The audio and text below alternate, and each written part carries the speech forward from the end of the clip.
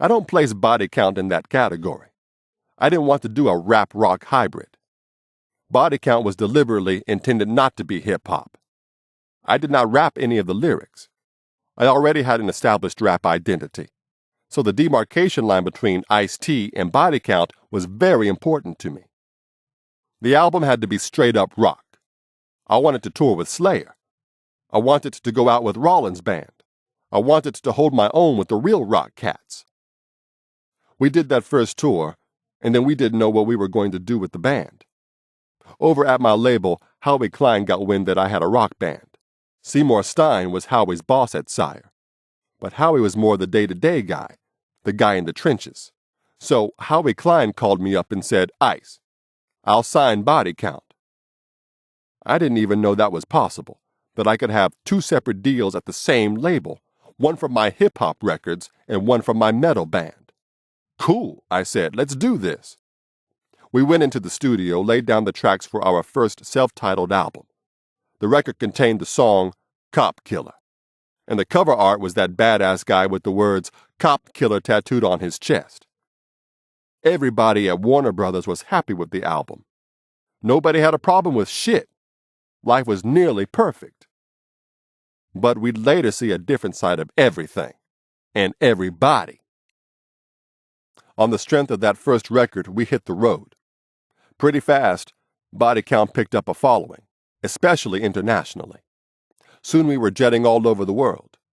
By 1993, we were touring Europe, even hitting Australia, New Zealand, and Japan. It was during our first gig in Italy that some real craziness popped.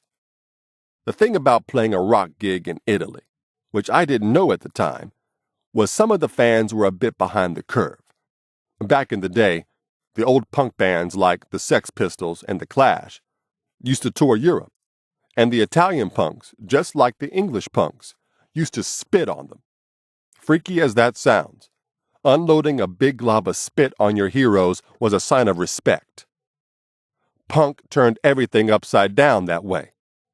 That was back in the mid-'70s, before AIDS, before everyone was freaked out about bodily fluids.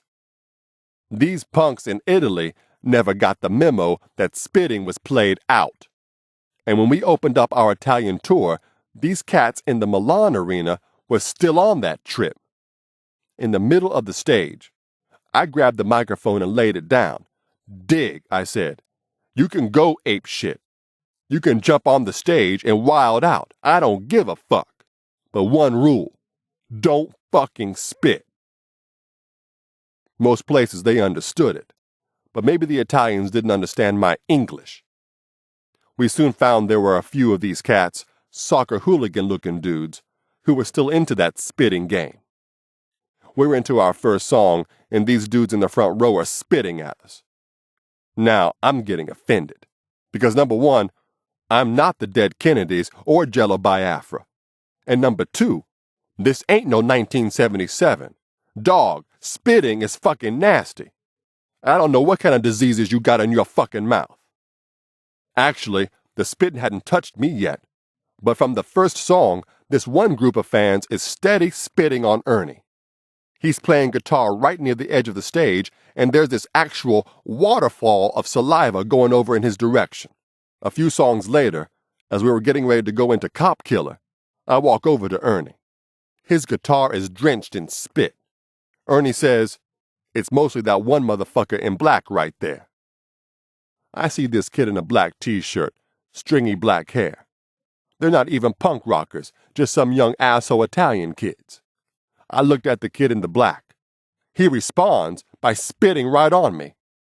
Okay, cool. I got this. At that moment, I forgot I was Ice-T, forgot I was on stage, forgot every goddamn thing. I just had to fuck this kid up. I went out to the edge of the stage. The stage didn't have a pit. It just had a gate, and I was able to get right out there to the edge above the kid in the black t-shirt. "Yo," I shouted, "everybody put your hands in the air." And when they all put their hands in the air, I just leaned over and clocked the dude in his fucking nose. And I hit him hard, so hard he fell back into the audience. I was pissed off, pumped full of adrenaline, and I just crashed him. I clocked him, and he fell back, and I yelled, "Cop killer!" And then Ernie and the rest of the band launched into Cop Killer. The kid I hit was still down on the ground, but as I turned, a couple of his friends grabbed my arm and tried to pull me down into the crowd. One Italian kid tried to sock me, so now I'm fighting with about 4 or 5 of them. They're on the other side of the gate, and we're fighting over the edge of the gate. I've got tunnel vision. All I see is the mic stand. I grabbed it and started swinging, beating down motherfuckers. I'm cracking motherfuckers left and right. It was crazy. The song was halfway finished. I'm not singing, just swinging like a madman. The Italian crowd was getting heated, and I'm yelling, "Yo, yo, yo," hoping to keep things calm. But then the crowd started to sing their soccer chants. Hundreds of them in unison doing these straight up, "We're gonna kill you" chants. We had to break the fuck out mid-song. The band threw down their instruments. I dropped the microphone stand. We all ran backstage. The promoter had to shut the concert down immediately. Lights up. Security shoved the whole crowd outside. We stayed in the dressing room for a long time trying to wait out the mayhem, but the mob wasn't calming down. If anything, they were getting more heated. The whole band sat backstage not sure what to do. The venue had only one exit, right out the front. The back of the arena led to a cliff, so there was no other way out. We sat there sweating, glancing at one another. After about 30 minutes, I sent one of our roadies to do recon. He came back looking even more scared. "Ice, the tour bus is fucked up. I don't know how we getting out of here." They fucked up our tour bus, rocking it back and forth, slashing the tires, smashing the windows. There's still a lot of people outside. About 200. Are they mad? They're not waiting on autographs. We sat there trying to figure some way out, listening to the mob chanting. D-Rock had this brilliant plan to get us out the back of the venue, but because of the cliff, we ended up doing this long walk along the back of the venue, doubling right back to where we started. We didn't do fuck all except walk a big perilous circle. Then I told the promoter to call us about 6 cabs.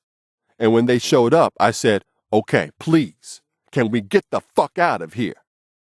"We'll run out fast. Heads down," the promoter said. "Ice-T, you go last." "Fuck that," I said. "I'm going first. They want my fucking head. They're after me." We looked out front. Off to one side of the building, the crowd had started a big bonfire, so we didn't have much room to navigate. We knew they were going to shower us with bottles, rocks, bricks, anything they could hit us with. I started flashing back to my Rangers training. "Yo," I said, "we gotta handle this like an ambush. They're trying to funnel us into the kill zone. That means the only thing we can do is attack the strongest position." Shawnee Sean, Beatmaster V, D-Rock, the Italian promoter, they were all staring at me like I was insane. "No, listen.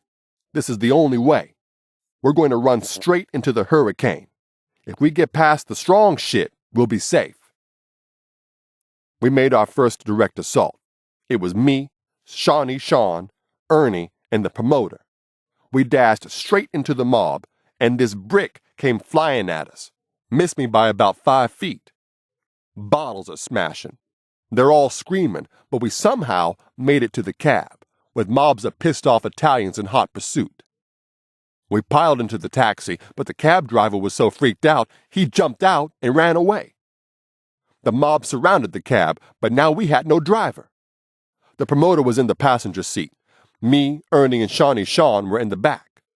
The promoter was too scared to take the wheel, but I reached forward and smacked him in the head 2 times. "Drive the car, motherfucker!"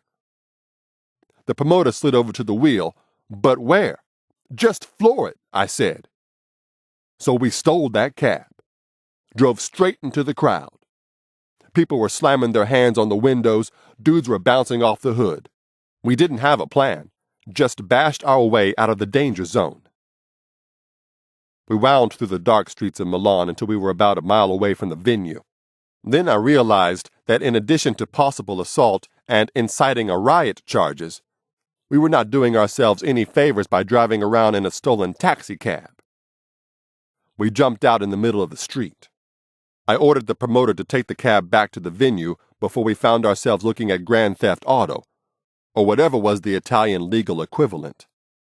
We walked along these medieval Italian streets, almost deserted now.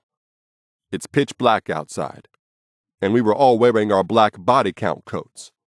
Suddenly I realized that we must look like one of the marauding gangs in The Warriors. Oh shit, we've got our colors on. Take them shirts off, man. The whole city's fucking after us. We flagged down another cab, and as soon as we got in, the idiot smiled from ear to ear. Oh, you Americans? Let me take you to this very cool concert happening right now. Ice-T. He tried to pull a U-turn to take us back to the venue until we started screaming for him to drive us to the fucking hotel. We made it back to the hotel and bunkered down for the night. All night the Italian radio and TV kept blaring a news flash. Rapper Ice-T beats his fans up. After a few hours without any sleep, we slipped out of the hotel. We had to catch a train to Rome. We walked through the city all huddled up, wearing ball caps and hoodies, and got on the train. A few hours later, we finally arrived in Rome, went straight from the train station to meet up with the country's #1 rock DJ. We were told he was the most popular and most influential radio personality in Italy. In the few hours of our traveling, the media had blown the episode up even further. The press was making it like I was disrespecting all of Italy.